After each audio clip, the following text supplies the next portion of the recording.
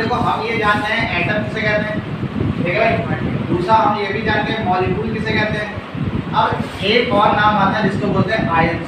क्या कहते हैं? आयंस। बेसिकली हमें इसकी बात करनी है, आयंस। देखो अगर हम एक बात करें किसी आयंस को अगर सही समझे तो हम अगर बात करें सोडियम एटम की, किसकी बात करें? Sodium atom. सोडियम एटम की अगर बात करें तो इसका एटॉमिक नंबर जो होता है वो होता है कितना? 11 होता है। और हम ये जानते हैं, ये ध्यान रखना कि जितना एटॉमिक नंबर होता है उतना ही नंबर ऑफ इलेक्ट्रॉन होते हैं, उतने ही नंबर ऑफ इलेक्ट्रॉन। तो इसका एटॉमिक नंबर कितना है? 11 है। तो इलेक्ट्रॉन कितने हो जाएंगे? 11। इतनी बात समझ आ गई।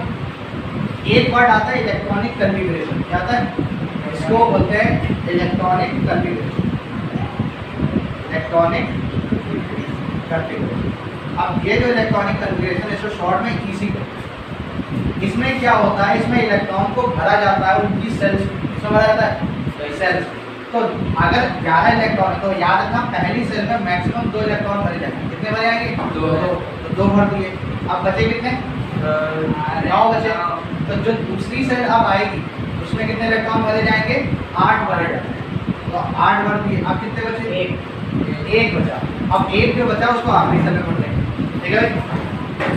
तो कहने का क्या मतलब हुआ, ध्यान सुनना।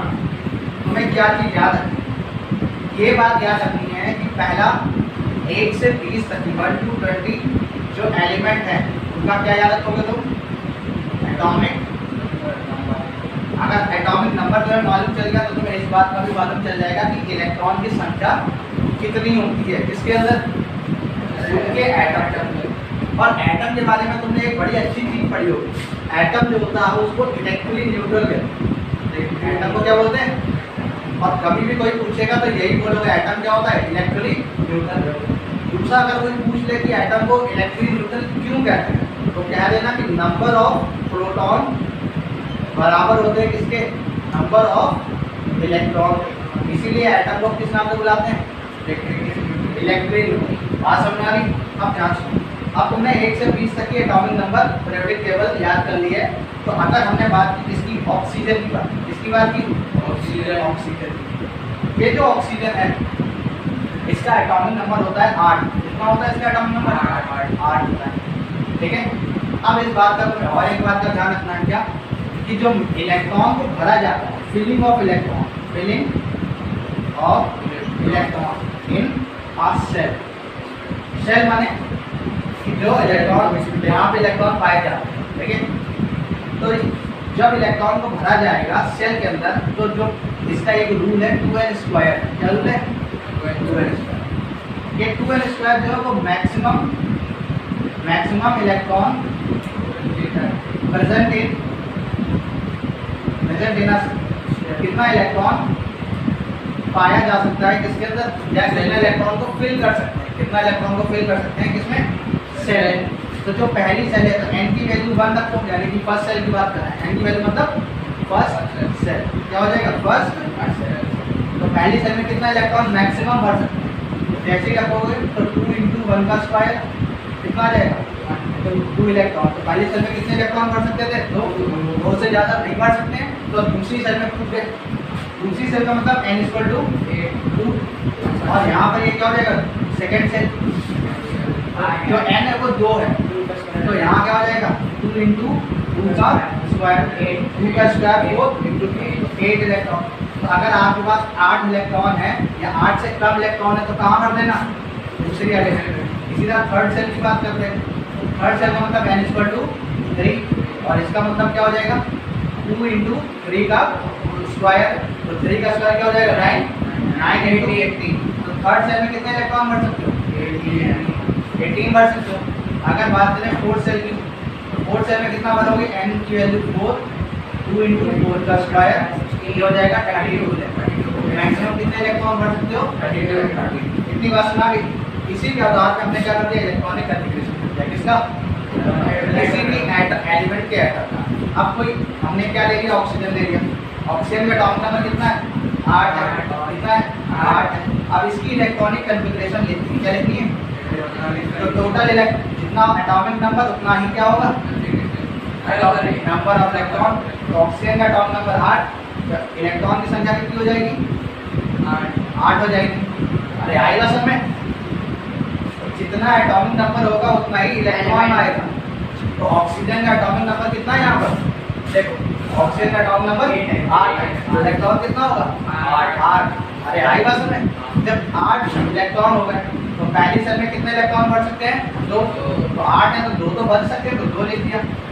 अब बचे कितने 6 बचे, 6 कहाँ भरेंगे दूसरी या तीसरी में, तो दूसरी मैक्सिमम कितना रख सकता है 8, तो 6 तो भर सकते हैं। ये इसकी हो गई इलेक्ट्रॉनिक कंडीशन, किसकी ऑक्सीजन की। इसी तरह का एक और ले लें, 1 से 20 में कोई भी मैग्नीशियम को ले लें जिसका एटॉमिक नंबर कितना है 12, तो इलेक्ट्रॉन की संख्या कितनी हो जाएगी 12, कितनी हो जाएगी 12। तो मैग्नीशियम Mg सिंबल होता है, सिंबल हमेशा याद रखोगे। तो एटॉमिक नंबर कितना हो गया इसका 12, एटॉमिक नंबर कितना हो गया इसका 12। इलेक्ट्रॉन कितने हो जाएंगे 12, पहले में कितना बनना है 2, दूसरा बचे कितने 10, तो दूसरे में कितने भरने हैं 8 या 8 से कम भर सकते हैं, तो 8 भर दिया, आप कितना बचा 2, तीसरे वाले पर 18 भर सकते हैं तो 2 भर दिया। ये इसकी क्या बन जाएगी इलेक्ट्रॉनिक कॉन्फ़िगरेशन। इसको नोट करो और एक कोई एलिमेंट अपने मन से उठा लो 1 से 20 तक की और उसका इलेक्ट्रॉनिक कॉन्फ़िगरेशन। तो यहाँ पे ये सुना है कि जब अगर हमें 1 से 20 तक की क्या मालूम चल जाएगी पीरियोडिक टेबल, तो पीरियोडिक टेबल में 1 से 20 तक की कोई एक एलिमेंट उठाओ। सपोज हमने क्लोरीन उठाया, क्या उठाया क्लोरीन। जब उठाया तो क्लोरीन का एटॉमिक नंबर तुम्हें मालूम है कितना होता है 17 होता है। अब इसकी अगर हमें इलेक्ट्रॉनिक कॉन्फ़िगरेशन लिखनी है, इलेक्ट्रॉनिक कॉन्फ़िगरेशन कैसे लिखोगे, तो नंबर ऑफ इलेक्ट्रॉन मालूम होना चाहिए, क्योंकि एक एलिमेंट का एटम है तो नंबर ऑफ इलेक्ट्रॉन कितना हो जाएगा 17 हो जाएगा। तो ये हो जाएगा 2 पहले एलिमेंट, बचे कितने 50, तो 8 भर दोगे, फिर कितने बचे 7, 2 8 में से ये इसकी क्या बन जाएगी 8 के। अरे यार शहर में 8 ही तो बढ़ सकते, इससे ज़्यादा नहीं बढ़ सकते हो ना, पहले का 2 दिया फिर बचा 15 में से 8 ही तो बढ़ सकते हो दूसरे में, इससे ज़्यादा तो बढ़ नहीं सकते, तो 8 बढ़ दिए 8 ठीक है। अब बचे कितने 7, तो तीसरा सही है। अब मेरी बात सुनो, इतनी कहानी समझ आ गई। बेसिकली ये जो जितनी कहानी है आयंस को समझने के लिए, ठीक है। अब आयंस को समझो, जब इलेक्ट्रॉन और प्रोटॉन बराबर होते हैं, जब इलेक्ट्रॉन और प्रोटॉन बराबर होते हैं तो वो एटम कैसा होता है न्यूट्रल होता है। लेकिन इसमें एक दिक्कत ये है कि एटम तो न्यूट्रल है, एलिमेंट के एटम न्यूट्रल होते हैं, एलिमेंट के एटम न्यूट्रल होते हैं, लेकिन एटम को अपने आप को स्टेबल बनाना होता है। एटम को क्या बनाना होता है अपने आप को स्टेबल, और ये स्टेबल तभी बनता है जब इसकी ऑक्टेट कंप्लीट हो। कब बनेगा stable when it's octet complete, जब इसकी ऑक्टेट क्या होगी। इसको समझने के हमें इसका एक ऑक्टेट रूल को समझना पड़ता है। अब ये ऑक्टेट रूल क्या कहता है, देखो ऑक्टेट रूल क्या है, ऑक्टेट रूल क्या है, the tendency of an element to achieve 8 electron in its outermost 8 electron in its outermost cell। अब जैसे outermost यहाँ पर ये है, इसमें कितने इलेक्ट्रॉन है 7 है, तो ये न्यूट्रल तो है। न्यूट्रल किस बेसिस पे कहोगे, जब इलेक्ट्रॉन और प्रोटॉन बराबर, तो किसी भी एलिमेंट का एटम के अंदर इलेक्ट्रॉन और प्रोटॉन क्या होते हैं बराबर ही होते हैं, ठीक है भाई। जैसे सोडियम का एटम था तो इलेक्ट्रॉन कितने थे बराबर, एटॉमिक नंबर 11, तो इलेक्ट्रॉन कितने 11, तो प्रोटॉन भी कितने हो जाएंगे 11 हो जाएंगे। इसी तरह ऑक्सीजन का एटॉमिक नंबर 8, इलेक्ट्रॉन 8, तो प्रोटॉन भी कितना हो जाएगा 8। इसी तरह अगर हम बात करें मैग्नीशियम का एटॉमिक नंबर 12, इलेक्ट्रॉन 12, तो प्रोटॉन कितना हो जाएगा 12।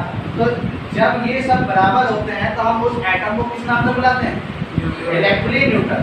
लेकिन हर एक एटम अपने आप को क्या बनाना चाहता है स्टेबल, और स्टेबल बनाने के लिए क्या होना चाहिए उसका ऑक्टेट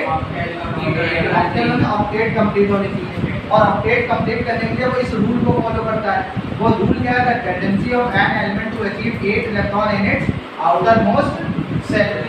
किस लिए चाहता है वो, तो टू बिकम स्टेबल, अपने आप को क्या चाहता है वो स्टेबल बनाना चाहता है। अब अब देखो इस क्लोरीन को देखोगे तो क्लोरीन के आउटर मोस्ट में 7 है और ये चाहता है मुझे क्या 8 चाहिए। अब ये 8 कैसे कर सकता है? एक किसी इलेक्ट्रॉन को ले ले कहीं से ना, एक इलेक्ट्रॉन अगर ये ले लेगा तो ये क्या बन जाएगा 8 और ये तब क्या नहीं रहेगा न्यूट्रल ना रह क्या बन जाएगा 0। इस सोडियम को देखो इसकी इलेक्ट्रॉनिक कन्फिगरेशन कितना है 281 है, इसको अपनी आउटर मोस्ट में 8 बनाने हैं। अब 8 बनाने के लिए सुन लो 8 अगर बनाने हैं तो या तो 7 ले ले या एक इलेक्ट्रॉन जब दे देगा तो आउटर मोस्ट ये तो खत्म हो गई, तो बची कितनी 8 हो गया। स्टेप आसान क्या है 7 रुपये उधार लेना 1 रुपये दे देना, हाँ ले जाओ भाई है ना। तो इसने क्या कर दिया एक दे दिया अपने आप को स्टेबल बना लिया। अब इधर देखो ऑक्सीजन के पास आसान क्या 8 इलेक्ट्रॉन आउटर मोस्ट में बनाने के लिए 2 ले लेना, 2 ले लेना या 6 दे देना, 6 दे देना, 2 ले लेना भाई बाद में ले लेना हमसे, तुम्हें जरूरत तो 2 हफ्ते बाद में ले लेना नहीं। अरे तुम भी तो यही कहोगे भाई अभी दे दो 2 काम हो जाए फिर ले लेना, आसान है तुम्हारा भाई। तो इसने क्या कर दिया 2 ले लिया।